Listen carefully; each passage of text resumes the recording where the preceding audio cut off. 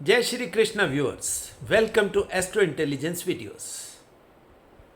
आज की वीडियो का टॉपिक दर्शकों आप सबको मालूम ही है, क्योंकि फेसबुक से लेकर यूट्यूब कम्युनिटी पर मैंने इसके बारे में आप सबको पहले बता दिया था।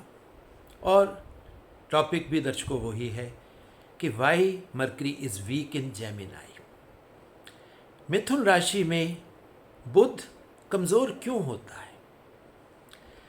अब ये ऐसे प्रश्न हैं जिसके उत्तर आपको किताबों से कभी नहीं मिलेंगे। जितना हम बाहरी दुनिया में या शास्त्रों को बाहरी तौर पर अगर हम समझने का प्रयास करेंगे तो इसके उत्तर हमें नहीं मिलने वाले। ऐसे जो प्रश्न होते हैं इनके उत्तर कहीं ना कहीं अंदर डीप जाकर आपकी स्पिरिचुअलिटी से ही मिलते हैं, क्योंकि ऋषि आपको सिर्फ पिन पॉइंट कर देते हैं, आपको डायरेक्शन दे देते हैं, मगर ऋषि आपको डिटेलिंग नहीं करते। ऐसे सब्जेक्ट्स आपको अपने आप ही समझने होते हैं। सो दर्शकों, ज़्यादा समय ना वेस्ट करते हुए आज हम उसी टॉपिक पर ही आते हैं कि why Mercury is weak in Gemini. बुध मिथुन राशि में कमज़ोर क्यों होता है? और इसके लिए मैंने दर्शकों आप सबके लिए प्रश्न भी डाला था कि जो लोग इस प्रश्न का उत्तर देंगे उनमें से कुछ लोगों के नाम मैं इस वीडियो में ज़रूर लूँगा। सो सबसे पहले दर्शकों आपका ही थॉट प्रोसेस मैं आपको बताने वाला हूँ कि आप इस सब्जेक्ट के ऊपर क्या सोचते हो। काफ़ी कमेंट्स आए, उनमें से कुछ कमेंट्स मैं आपके सामने नाम भी लूँगा और पढ़ूँगा भी। सबसे पहले इच्छा ब्लिस कॉस्मिक ब्लिस वालों ने कहा कि third house of Kalpurush kundli is Gemini, suppose to be the power house of action और parakram, and Mercury is indecision personified, to extremes, no action, only to be and not to be. ये जो thought processes आपको मिलेंगे, थोड़ा बहुत indication आपको इनसे मिलेगा, बाकी ये भी आपको समझ में आएगा आप क्या सोच रहे हो और ऋषियों का थॉट प्रोसेस क्या वो ही है या उससे कुछ थोड़ा डिफरेंट है। सेकंड जो कमेंट हमें मिला वो है अदिति भारद्वाज का, जिसमें उन्होंने कहा कि Mercury intellect loses its discriminatory power in Gemini where Rahu is exalted. ये आपको एक डिफरेंट तरह का थॉट प्रोसेस मिलेगा। उसके बाद ऋषिकेश पेडनेकर, उन्होंने कहा Gemini and Mercury both denote duality. Gemini itself is a dual sign. Plus Mercury's inability to reach at a sound conclusion. उसके बाद जो कमेंट आया वो चैतन्य राव का है। चैतन्य राव ने कहा Mercury represents our speech and communication style too, and being in Gemini it lacks proper meaning to what it is saying. Gemini Mercury is airy and speaks everything under the sun without proper strong intentions. अब उसके बाद Ruhi Sheikh, because Gemini makes one overthink and think about multiple things at the same time, making it hard to apply the intelligence and follow through on plans/decisions.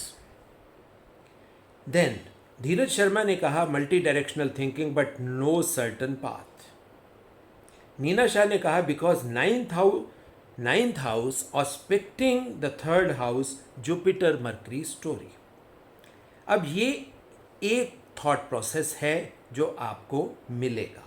अब उसके बाद कुछ thought process और भी आए, जिसमें राधिका गनमनी, उन्होंने कहा mutable air sign, restless thoughts, constantly searching for answers, wanting to know what else is out there, what else can give us happiness. This obstructs attitude of gratitude, contentment and constructive channelizing of mental energy to creative pursuits. उसके बाद सिरी प्रसाद ने कहा dual sign and Mrigshira lies here, constant searching, then Ardra, tears, hardship and new beginning, Punarvasu repetition of the same again and again. उसके बाद सदफ फातिमा ने कहा I think sir, the third house is related with childhood energies. In second house, as moon exaltation in it, he tastes his motherhood nourishment in form of mother feed. This obstructs attitude of gratitude, contentment, and constructive channelizing of mental energy to create pursuits.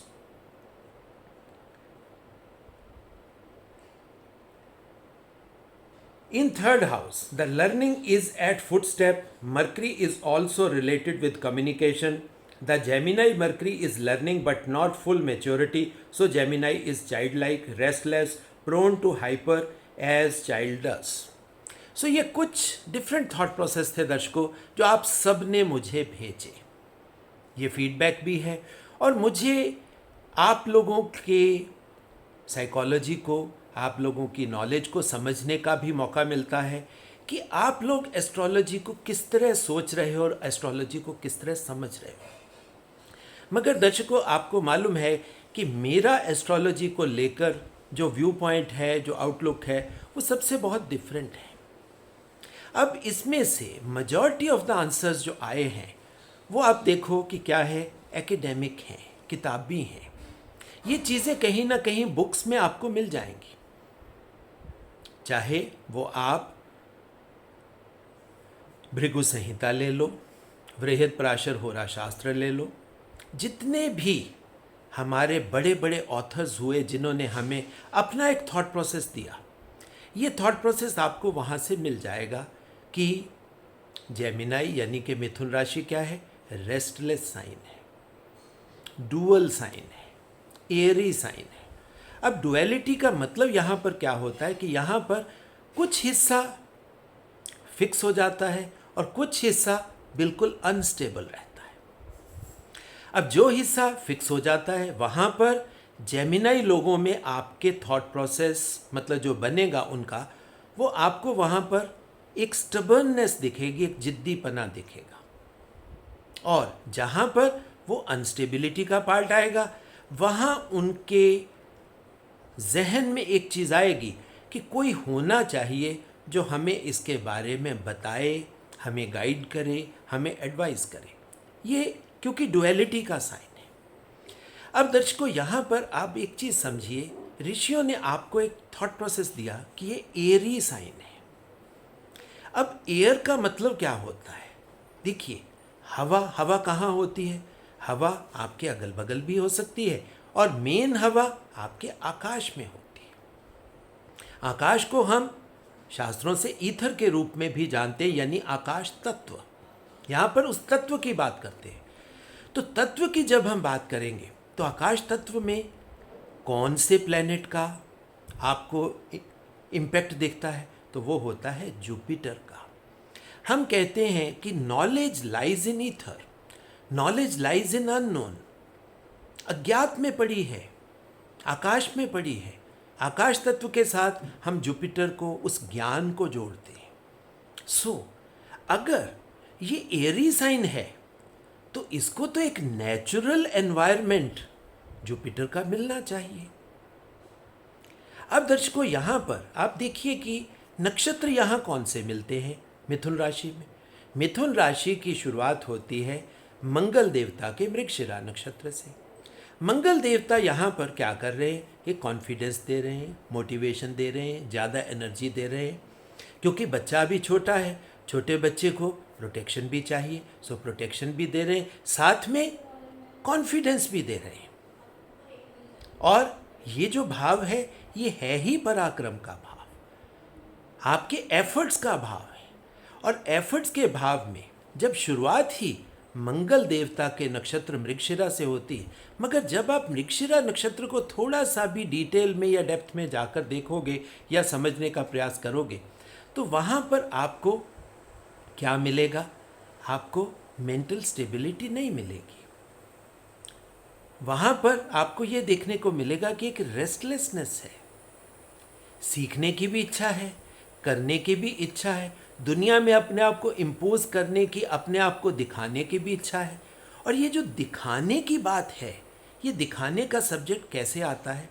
जब मृगशिरा का Mars Gemini के mercury से मिलता है, यानी कि Mars और mercury जब इकट्ठे होते, क्योंकि मरकरी बुध देवता का काम है एक्सप्रेशन, अपने आप को दिखाना, अपने आप को दुनिया को समझाना कि मैं क्या हूँ। एक्सप्रेशन है वो, चाहे हमारी वाणी से आए, आपके चेहरे के एक्सप्रेशन से आए, आपके चेहरे के हाव भाव से आए। अब ये जो मरकरी का है, मरकरी और राहु जब मिलते हैं तो इस तरह का मिला जुला एक्सप्रेशन मृगशिरा में आता है। इसी वजह से मृग का शेर, यानी कि आप किसी हिरन को चरते हुए देखिए, कभी वो यहाँ चल रहा है, कभी वहाँ चल रहा है, उसको दूर से लगता है कि वहाँ घास ज़्यादा हरी है, उसकी तरफ चला जाता है, मगर उसको ये ध्यान ही नहीं रहता कि जहाँ वो चल रहा था वहाँ भी घास तो हरी ही है। मगर ये वही बात होती है कि दूसरे के प्लेट में लड्डू हमेशा अच्छा और टेस्टी लगता है। तो मृगशिरा नक्षत्र कहीं ना कहीं इसी तरह का फ्लेवर लेकर बैठा है। अब मृगशिरा के बाद नक्षत्र आ जाता है राहु देवता का आर्द्रा नक्षत्र। अब आर्द्रा नक्षत्र को तो हम भगवान शिव के साथ जोड़ते हैं, भगवान शिव के रौद्र रूप से जोड़ते हैं, आंखों से आंसू की भी बात करते हैं, क्योंकि आर्द्रा मॉइस्चर भी है, मॉइस्ट भी है, टीयर्स भी है।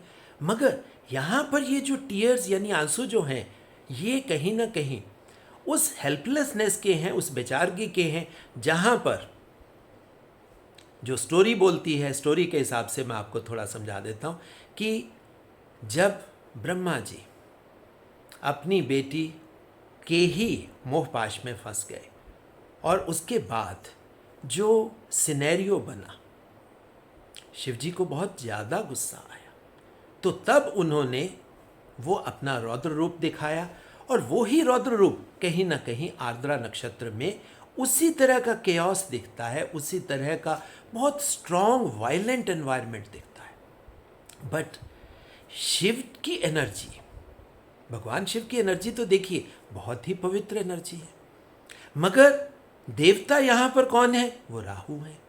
और हालांकि राहु देवता का संबंध भी एयर के साथ है, और राहु का एक खास चीज़ है, राहु अपने आप कोई एक्सप्रेशन नहीं देता।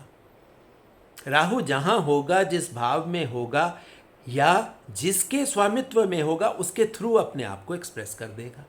मगर राहु का एक स्वभाव है, क्योंकि राहु एरी है, वो हर चीज़ को बढ़ा देता है। सो यहाँ पर आप देखिए, क्योंकि जेमिनाई में कारक भी मंगल है, मंगल, बुध और तीसरा राहु। अब ये जो तीनों एनर्जीज मिली, ये तीनों एनर्जीज कहीं ना कहीं मार्स को बढ़ाएंगी या मरकरी को बढ़ाएंगी, क्योंकि राहु का स्वभाव है किसी भी चीज़ को बढ़ा देना, एक्सपेंड कर देना। गुस्सा आया, गुस्सा बढ़ गया, खुशी आई, खुशी बढ़ गई, ज़्यादा बातें करने की बात आई, वो बढ़ गई। तो वो चाहे मर्क्यूरियल बात है और चाहे मार्स के एंगर रिलेटेड इश्यूज यानी कि स्ट्रॉन्ग एनर्जी की बात है, तो वो राहु में बढ़ जाएगा। मगर एक बात यहाँ पर है दर्शकों, क्योंकि भगवान शिव की एसोसिएशन होने से ये एनवायरनमेंट कहीं ना कहीं पवित्र हो जाता है। अब तीसरा नक्षत्र यहाँ पर आता है, वो है जुपिटर यानी कि गुरु का पुनर्वसु। अब गुरु तो ज्ञान के देवता है, और ज्ञान जैसा मैंने कहा वो पड़ा ही आकाश तत्व में है। अब आप देखिए, साइन भी एरी, और दूसरी बात राहु का संबंध भी एयर के साथ, क्योंकि राहु यहाँ पर मिडल पोजीशन में है। स्ट्रॉन्ग अगर यहाँ पर एनर्जी की हम बात करेंगे तो स्ट्रॉन्ग एनर्जी तो यहाँ पर आर्द्रा की ही है। अब पुनर्वसु तो ज्ञान का है। अब ज्ञान की चीज़ें तो आप समझ सकते हो कहीं वीक होती नहीं। तो इतने बढ़िया जुपिटेरियन एनवायरनमेंट में, भगवान शिव के एनवायरनमेंट में होने के बावजूद जेमिनाई में मरकरी कमज़ोर कैसे हो गया? अब ये ऐसे यक्ष प्रश्न हैं जिनके उत्तर आसान नहीं है। बाहर से देखने में हम कह सकते हैं कि जी बहुत रेस्टलेस साइन है, बहुत बच्चे जैसा साइन है, इसलिए मरकरी कमज़ोर है। मगर एक बात दर्शकों, कभी आपने सोची, क्या बुद्धि कभी कमज़ोर हो सकती है? क्योंकि बुद्धि ये कोई ऐसी चीज़ नहीं है कि ये एकदम से आपको ज़ीरो से मिल गई। पिछले जन्मों से जो भी आप कर्म करते रहे, उन कर्मों के माध्यम से आपने काफ़ी नॉलेज भी ली, और वो जो नॉलेज इकट्ठी हो गई आपके पास, वो कहाँ स्टोर होती है? नॉलेज हमेशा आपकी बुद्धि में स्टोर होती है, और पिछले जन्मों की बुद्धि आप इस जन्म में कैरी फॉरवर्ड करके ही लेकर आ रहे हो। सो ऐसा तो है नहीं कि ये बुद्धि एकदम से आपको मिल गई। सो जेमिनाई की मर्ग जो बुद्धि है, वो कहीं ना कहीं उसका संबंध उसके पिछले जन्मों से है। अब यहीं से कुछ चीज़ें निकल कर आती हैं कि हम एस्ट्रोलॉजी को जिस तरह दर्शकों देखने का प्रयास करते हैं, एक्चुअल में ज्योतिष वैसा नहीं है। ऋषि हमें इंडिकेट बार बार करते हैं कि हम चीज़ को समझें। सबसे बड़ा उन्होंने कहा, हमें कालपुरुष कुंडली ऋषियों ने दे दी, और हमें क्या कहा कि लग्न सबसे इंपॉर्टेंट चीज़ है। क्यों इंपॉर्टेंट चीज़ है? क्योंकि लग्न का संबंध हमारे शरीर, हमारी बॉडी से है। तो डेफिनेटली जन्म के साथ जो दिखाई देने वाली चीज़ है, और जिसके थ्रू, ये एक ऐसी मशीन है जिसके थ्रू हम सारी जिंदगी कर्म करेंगे, तो ये तो इंपॉर्टेंट हुई ही हुई। उन्होंने कहा ये सबसे इंपॉर्टेंट है, मगर साथ ही में उन्होंने एडअप कर दिया कि आपके शरीर का शक्ति स्थान आपके 7th हाउस में पड़ा है। आपके शरीर की शक्ति कहाँ पड़ी है? आपके मणिपुर चक्र में पड़ी है, क्योंकि आत्मा की एंट्री यहीं से होती है। जहाँ से आत्मा आपके शरीर में प्रवेश करती है, वो मणिपुर चक्र, वो आपके सप्तम का स्थान है, वो ही आपका ब्रह्म स्थान है, वो ही आपका शक्ति स्थान है। तो आपके शरीर की शक्ति, क्योंकि शक्ति तो आपकी आत्मा से ही आएगी, क्योंकि आत्मा ही आपका लाइट हाउस है। तो वो जो शक्ति जो मणिपुर चक्र में पड़ी है, अब मणिपुर चक्र में एक और चीज़ पड़ी है। मणिपुर चक्र मन का पुर है। देखिए, जन्म के साथ हमें क्या मिलता है, इन चीज़ों को आप समझ लीजिए क्लियर कट। एक तो हमें शरीर मिलता है, एक आत्मा आती है, और एक मन मिलता है। मन का स्थान भी मणिपुर चक्र, और आत्मा का प्रवेश द्वार भी मणिपुर चक्र। सो 7th हाउस दर्शकों किसी भी जातक का सबसे इंपॉर्टेंट पार्ट होता है। अगर 7th लग्न का इंपॉर्टेंट पार्ट है, तो जेमिनाई यानी कि मिथुन राशि का सप्तम अब क्या हुआ? तो मिथुन राशि की शक्ति, मिथुन राशि का मणिपुर चक्र, मिथुन राशि का ब्रह्म स्थान कहाँ पड़ा होगा? वो दर्शकों धनु यानी सेजिटेरियस में पड़ा होगा। अब सेजिटेरियस क्या है? आप समझिए कि जेमिनाई की शक्ति जेमिनाई में नहीं, सेजिटेरियस में है। तो सेजिटेरियस तो वो तो जुपिटर का है, उसके स्वामी ही गुरु हैं, नॉलेज है। तो वो फिर कमज़ोर कैसे हो गया? और वैसे भी ऋषियों ने आपको स्टोरी के रूप में एक चीज़ दे दी थी। उन्होंने कहा था कि जब चंद्रमा के एक गलत रिलेशन की वजह से, जब जुपिटर की पत्नी तारा को चंद्रमा के साथ मतलब उनका मिलन हुआ, और उनके मिलन से बुध यानी कि बुद्धि का जन्म हुआ, और चंद्रमा ने अपने बच्चे को डिसोन कर दिया। और ज्ञान के देवता जुपिटर इतने बढ़िया कि उन्होंने उस इलीगल बच्चे को भी अडॉप्ट किया। उन्होंने कहा इसका लालन पालन मैं ही करूँगा। जब जुपिटर बुद्धि का लालन पालन कर रहे हैं, और शक्ति भी जुपिटर में पड़ी है, और वैसे भी मिथुन राशि में आप देखिए एयरी एटमॉस्फेयर है, यानी कि उसको एटमॉस्फेयर तो नॉलेज का ही मिला है। अब दर्शकों, सारी की सारी जो मिस्ट्री है इसी एक चीज़ में पड़ी है कि अब ये चीज़ क्या है। क्यों ऋषियों ने कहा कि जेमिनाई का मरकरी कमज़ोर है? अब 9th यानी कि सेजिटेरियस का जुपिटर दर्शकों क्या है, अब इसको आप समझ लो तो आपको ये सारी वीडियो समझ में आ जाएगी। जुपिटर यानी कि, और वो भी सेजिटेरियस का जुपिटर यानी कि धनु राशि का जुपिटर। अब धनु राशि कहीं ना कहीं उसका संबंध किसी भी जातक के भाग्य से है। अब भाग्य क्या होता है? भाग्य ये इस तरह की किस्मत नहीं है जिस तरह आजकल लोगों को पढ़ा दिया जाता है, समझा दिया जाता है कि आपके भाग्य में ये पड़ा। दर्शकों, ये गलत है। आपका भाग्य वो ही है जो चीज़ें आप अपने पिछले जन्मों से कैरी फॉरवर्ड करके ला रहे हो। जो ज्ञान आप पिछले जन्मों से कैरी फॉरवर्ड करके ला रहे हो वो ही आपका भाग्य है। अब आप देखिए, किसी के पास 10% नॉलेज कोई आदमी लेकर आया, कोई 20% लेकर आया, कोई 40% भी लेकर आएगा। अब ये परसेंटेज तो होगी, मगर ये जो नॉलेज है ये आपके इस लाइफ की नहीं है, ये आपकी प्रीवियस लाइफ की है। और प्रीवियस लाइफ की जो नॉलेज आपकी है, मिथुन राशि का बुध उसी नॉलेज के एनवायरनमेंट में जी रहा है, वो ही उसका गुरु है। आपने कभी छोटे बच्चे को कभी देखा? छोटे बच्चे कैसे करते हैं? स्कूल में टीचर उनको छोटा सा कोई चीज़ समझा देता है कि 2 + 2 4 होता है। आप देखिए, बच्चा आके कितने खुशी खुशी, कितने उत्साह से आपको घर में आकर बार बार बताता है कि आज मैंने सीख लिया 2 + 2 4 होता है। आप अंदर से हंसते भी हो कि इसमें कौन सी खास बात है कि 2 + 2 4, मगर आप उस बच्चे के हिसाब से देखिए कि उसकी बुद्धि को वो एरी एनवायरनमेंट मिला जिस एनवायरनमेंट में 2 + 2 4 किया गया।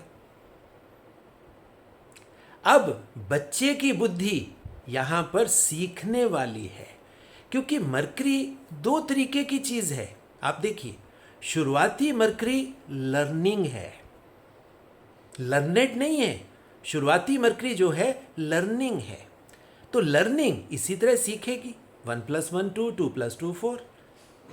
तो जो उसका गुरु, जो पिछले जन्मों से अगर उस गुरु को 2 + 2 = 4 ही आता है, तो आप देखिए उस मरकरी के पास उस 2 + 2 = 4 का एनवायरनमेंट ही है और कुछ नहीं है।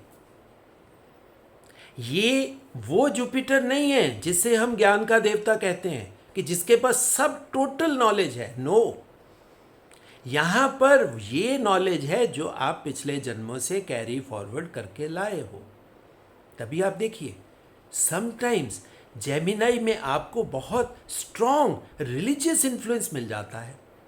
वो कैसे मिल जाता है? क्योंकि वो नॉलेज उसके पिछले जन्मों से जुपिटर के फॉर्म में वो उसके अगल बगल सराउंड करती है और वो उसको एक्सप्रेस करता है। मरकरी का काम यहाँ पर एक्सप्रेशन है। वो मुंह से बोलेगा, अपने चेहरे के हाव भाव से दिखाएगा, और साथ में यहाँ पर ये जो डुअलिटी है, ये जो डुअल स्वभाव, द्विस्वभाव, 2 स्वभाव, एक स्वभाव स्ट्रॉन्ग, स्टबर्न, जिद्दी, कंक्लूसिव, फिक्स्ड, और दूसरा अनस्टेबल, अनफिक्स्ड, घबराया हुआ। अब आप देखिए, जहां पर वो घबराए हुए की बात है कि दैट मीन्स वो लर्निंग का पार्ट है जेमिनाई का, मगर जहां पर अब उस बच्चे ने सीख लिया कि 2 + 2 4 होता है। अब आप देखिए वो कितने स्टबर्न, जिद्दी तरीके से और मार्शल तरीके से उस चीज़ को बताता है कि मेरे को पता लग गया कि मैं बहुत बड़ा ज्ञानी बन गया कि 2 + 2 4 होता है। अब दर्शकों, ये तरीका है एस्ट्रोलॉजी को डीप जाकर समझने का। और एक और यहां पर आपको हिंट मैं दे देता हूं, मूल नक्षत्र सैजिटेरियस में ही पड़ा है, यानी कि बुद्धि का मूल उसके पिछले जन्मों से आई हुई नॉलेज में है। यहाँ पर दर्शकों आपको एक बात बता दूं, आजकल बहुत कंफ्यूजन क्रिएट की जा रही है हमारे ज्योतिष शास्त्र में। मूल नक्षत्र को मूलाधार के साथ जोड़ दिया जा रहा है, जो कि बिल्कुल ही गलत तरीका है। मूल नक्षत्र ये आपकी नॉलेज का मूल है, आपकी वो जड़ें हैं जो आपकी बुद्धि लेकर आई हुई है। अब दर्शकों, थोड़ा सा मैं इसी टॉपिक को थोड़ा और आगे बढ़ा देता हूँ, थोड़ा हम और ज़्यादा डिटेल में जाते हैं, समझने की कोशिश भी करते हैं। अब देखिए, जेमिनाई की बुद्धि जो है अगर उसको दूसरे तरीके से, इनडायरेक्ट तरीके से समझना है कि वो क्या है, किसी भी चीज़ का सुख स्थान जो होता है वो बहुत इंपॉर्टेंट जगह होती है। लग्न का सुख स्थान आप देखिए मन में है, मगर मिथुन राशि का सुख स्थान कहाँ जाएगा? वो कन्या राशि यानी कि वर्गो में जाएगा। यानी कि बुद्धि का सुख बुद्धि में ही है, बट यहां पर बुद्धि अभी लर्निंग के फेज में है, और कन्या राशि की बुद्धि अब वो कंपटीशन को विन ओवर करने वाली सिचुएशन में आके मेच्योर हो गई है, वो फाइट करने के लायक हो गई है। सो आप देखिए, ये वो बुद्धि का लर्निंग प्रोसेस है जो पिछले जन्मों की नॉलेज से शुरू तो हुआ वहाँ से, मगर इस जन्म के जो एक्सपीरियंसेस जो हम मन के थ्रू लेते हैं, क्योंकि जेमिनाई के बाद क्या आएगा? मन आएगा। मन के बाद क्या आएगा? माघा नक्षत्र और सूर्य आ जाएगा। अब आप देखिए, मन और आत्मा के थ्रू बुद्धि एक्सपीरियंसेस लेगी, और वो एक्सपीरियंसेस लेते लेते वो बुद्धि मैच्योर हो जाएगी, वो कैपेबल हो जाएगी कि अब लाइफ की मेजर स्ट्रगल्स को विन ओवर कर सके। तो ये मरकरी का सुख स्थान है। अब थोड़ा सा इसको इनडायरेक्ट तरीके से और समझ लें। वर्गो यानी कि कन्या का सुख कहां पड़ा है? ये इंपॉर्टेंट सी बात है कि कन्या का सुख कहां पड़ा है। कन्या का सुख स्थान 6, 7, 8, 9, यानी कि दोबारा से फिर कन्या राशि का सुख सैजिटेरियस यानी कि उसी ज्ञान में पड़ा है। और ये खास बात है, क्योंकि जब हम देखेंगे तो धनु राशि क्या हुई? धनु राशि मिथुन राशि का शक्ति स्थान है, और ये भी चीजें अब आप दर्शकों समझ लो। धनु राशि यानी कि सैजिटेरियस के जुपिटर का सुख कहां पड़ा है? वो पड़ा है मीन राशि के जुपिटर में। तो आप समझ सकते हो कि जुपिटेरियन जो जुपिटर आपको सैजिटेरियस यानी कि धनु में मिलता है वो कंप्लीट नहीं है। कंप्लीशन कहाँ मिलती है? जहाँ ज्ञान का हम कहते हैं अब ये पूरा हो गया, क्योंकि वहाँ पर मीन राशि में जुपिटर स्ट्रांग है। क्यों स्ट्रांग है? क्योंकि वहाँ पर वीनस यानी कि विष्णु भगवान एग्जॉल्ट कर रहे हैं, यानी कि लाइफ के मैक्सिमम एक्सपीरियंसेस, और उससे पहले राहु शतभिषा में अपना पूरा एक्सप्रेशन दे बैठता है। यानी कि माया के खेल को भी आप अच्छे ढंग से समझ सकते हो। तभी तो मीन राशि को आश्रम की जगह ही तो बोला जाता है, जहाँ हर तरह के ऋषि आपको मिलते हैं जो आपको पूरा ज्ञानवान बना सकते हैं। सो ये तरीका है दर्शकों समझने का कि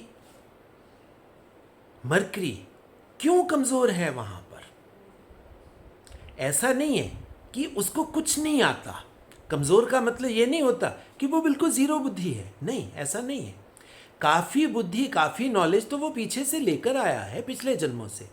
तभी आप देखिए, जेमिनाई मरकरी वाला इंसान जो होगा वो अपनी नॉलेज के प्रति काफ़ी जिद्दीपना दिखाएगा और अपनी नॉलेज को बहुत ज़्यादा लोगों को बताने की कोशिश करेगा, क्योंकि ड्युअलिटी है।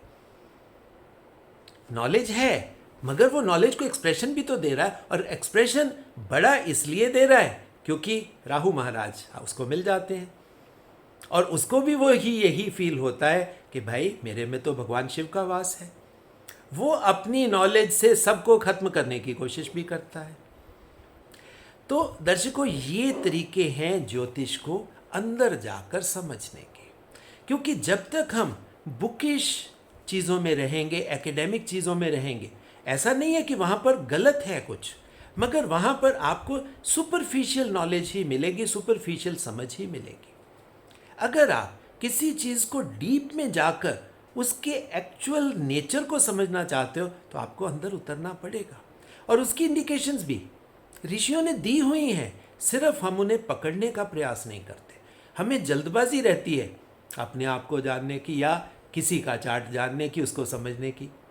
फिर थोड़ी सी मजबूरी ये भी होती है कि टाइम का एक हमेशा कंस्ट्रेंट होता है, क्योंकि कोई कंसल्टेशन आपके पास आएगी, आपको उसी टाइम जोन में आपको उसे कंप्लीट भी करना है।